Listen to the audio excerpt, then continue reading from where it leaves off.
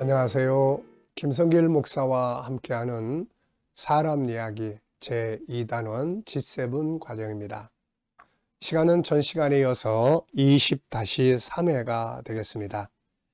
자, 페이지로는 137페이지고요. 다섯 번째 과정부터 말씀을 드리겠습니다. 자, 우리가 변화하기 위해서 변화하는 의지가 필요하다. 변화의 영역을 설정해라. 변화의 목적지를 정하라. 이런 이야기들을 지난 시간에 나눴고요. 이 시간은 다섯 번째로 실패의 과정을 두려워하지 말라 하는 내용이에요. 변화를 위해서 가다 보면은 실패할 수 있는 요소들이 많죠. 그래서 또 실패를 하는 경우들이 참 많습니다. 저도 세상을 오래 살아보니까 정말 세상은 실패가 많아요. 내가 계획한 대로 탁탁탁탁 되는 것이 아니라는 거죠. 그런데 이 실패가 없이는 새로운 변화를 만들지 못합니다.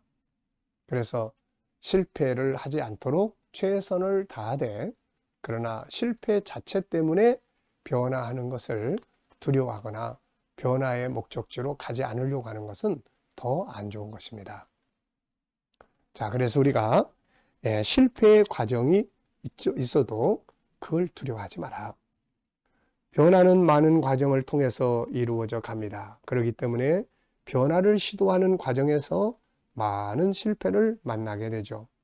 그런데 이것은 실패가 아니라 과정이고 반복 훈련입니다. 무엇이든지 반복 훈련이 없으면 이루어질 수가 없는 거죠. 실패의 과정을 두려워해서는 안 됩니다. 이것은 말 그대로 과정이기 때문이죠. 성공은 성공을 기반으로 하지 않습니다. 성공은 실패와 좌절, 때로는 커다란 불행 위에서 자리를 잡죠. 그리고 성공이란 이러한 요소들이 서로 돌고 돈다는 것을 아는 것입니다. 자, 우리나라의 축구를 4강에까지 올려놨던 히딩크가 한 말입니다. 실패는 좋은 것이다. 그것은 삶의 자양분이다. 내가 선수들을 지도하기 위해 익힌 것들은 실수를 통해서 배우는 것이다. 아브라함 링컨은 18번 도전하여 1861년에 미국 대통령에 당선되었다고 하죠. 라이트 형제는 805번의 도전 끝에 1903년에 비행기에 성공을 합니다. 에디슨은 1만여 번의 도전 끝에 1879년에 전구를 발명을 했죠. 에디슨은 이렇게 이야기합니다. 나는 실패한 게 아니라 전구가 켜지지 않는 10,000가지의 이유를 알게 된 것이다. 네, 전에 어느 할머니 한 분의 이야기가 소개된 적이 있었어요. 차사순 할머니라는 분인데 이분의 이야기가 어느 책에 실려 있었습니다.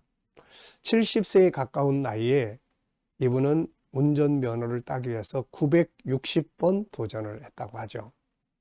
그러니까 960번의 도전 끝에 운전면허증을 따내서 959전 960개의 신화를 쓴 주인공이다. 이렇게 이야기를 했어요.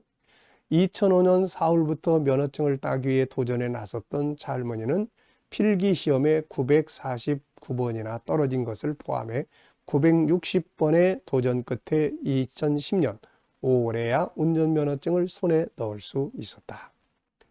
시카고 트리뷴은 차 할머니를 부모들이 자녀들에게 기억해야 할 집념과 끈기의 인물로 소개를 했다고 하죠. 대단합니다. 자, 우리가 실패를 안 하면 참 좋죠.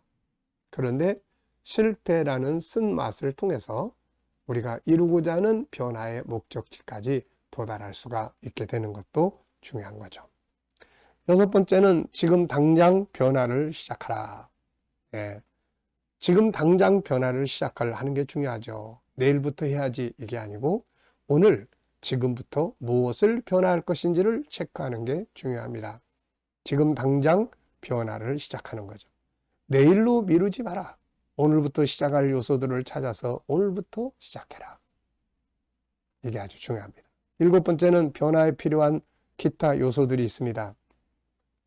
변화에 성공한 사람들을 연구하라. 그들은 어떤 상황에서 어떤 변화를 가져왔는지, 그들이 변화를 시도할 때 장애 요인은 무엇이었으며 거친 과정들은 무엇이었는지, 변화에 성공한 시스템을 연구하라. 변화의 피드백을 바라보자. 수시로 변화의 컨설팅을 하자. 변화의 목표가 정한 대로 이루어지고 있는지, 바꿔야 할 부분이 무엇인지, 새롭게 시도해야 할 부분이 무엇인지 등, 그리고 1%로부터 변화를 시작하라. 한꺼번에 100%를 변화시키는 것은 쉽지 않다. 그렇게 하라고 하면 질려서 도전할 생각도 갖지 못한다. 그런데 이것을 10개로 나누고 100개로 나누면 도전하기가 쉬워지죠. 1%부터 도전하게 해보라. 아시아의 코치센터의 우수명 대표는 그의 책 부모 코칭에서 이렇게 말합니다. 감독이 선수를 코칭할 때 경기가 있는 날 최상의 컨디션을 유지하기 위해 매일 훈련을 시켜 1%씩 실력을 키운다. 그것은 1% 챔피언 경험을 갖게 하므로 선수 스스로 챔피언이 되었음을 매일 느끼게 해주는 거다. 한꺼번에 할 수 없는 100%에 도전하는 게 아니라 할 수 있는 1%씩 도전하면서 결국에는 챔피언이 되도록 하는 것이다. 칼 와이건 작은 승리 전략을 주장하면서 산을 오르는 게 겁날 때 이를 극복하는 가장 좋은 방법은 작은 언덕부터 넘는 것이다라고 강조한 바 있습니다. 어떤 문제를 거대하고 불가능한 과제로 인식할수록 무력감과 불안감이 가중되죠. 하지만 이것을 잘게 쪼개 작은 문제부터 해결하면 상당한 성취감을 느낄 수 있습니다. 이를 통해 본래 불가능해 보였던 과제도 해결할 수 있다는 자신감을 얻는 거죠. 천리길도 한 걸음부터 가게 되는 겁니다. 예수님은 작은 것 위에 충성된 자가 작은 것에 충성된 자가 큰 것에도 충성할 수 있다고 하셨죠. 작은 변화, 아주 미세한 작은 변화에서부터 시작을 하는 것이 중요합니다.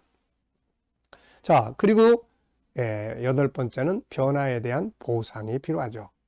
변화에 대한 칭찬과 격려를 아끼지 말고 기타 다른 보상으로 변화에 대한 즐거움을 느끼게 하는 거죠. 성경은 계속해서 상을 약속을 합니다. 히브리서 11장 6절에 믿음이 없이는 하나님을 기쁘시게 못하나니 하나님께 나아가는 자는 반드시 그가 계신 것과 또한 그가 자기를 찾는 자들에게 상 주시는 일을 믿어야 할지니라. 상을 주는 거죠.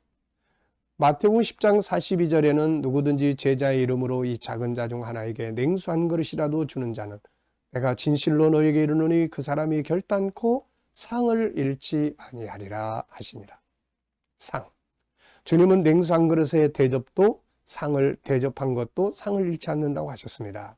그러므로 변화를 이루어갈 때 가장 중요한 것 중에 하나는 칭찬과 격려, 그리고 기타 여러 방법으로 스스로를 보상하고 다른 사람들의 변화를 보상해주고 하는 것이 또 변화를 만드는 데 중요한 요소입니다. 자, 결론적으로 말씀을 드리면 단어 하나만 바꿔도, 내가 서 있는 위치만 바꿔도, 보는 각도만 바꿔도, 10분만 일찍 일어나도, 말 한마디만 바꿔도 변화할 수 있는 것들은 너무나 많습니다. 지속적인 자기 혁신을 창조하고 자기 개발, 새로운 정보, 더 나은 목표 설정, 상대 개발, 환경 개발, 질문 등 끊임없는 변화의 갈망을 생각의 기능에게 요청을 하고 생각의 기능에게 끊임없는 변화의 질문들을 주어보면 생각하는 기능은 우리의 변화와 발전을 위해 끊임없는 아이디어들을 제공해주게 되는 것입니다. 자, 오늘도 여러분에게 주신 최고의 재능의 보고, 생각의 기능에 변화에 대한 질문을 줘서 변화를 만들어 나갈 수 있는 놀라운 역사가 있게 되시기 바랍니다. 여러분 모두는 지금보다 훨씬 더 좋은 삶의 현장으로 변화해 갈 수 있는 재능과 능력을 가지고 있다는 것을 잊지 마시기 바랍니다. 자, 이 시간 말씀을 여기까지 하고 마치겠습니다. 감사합니다.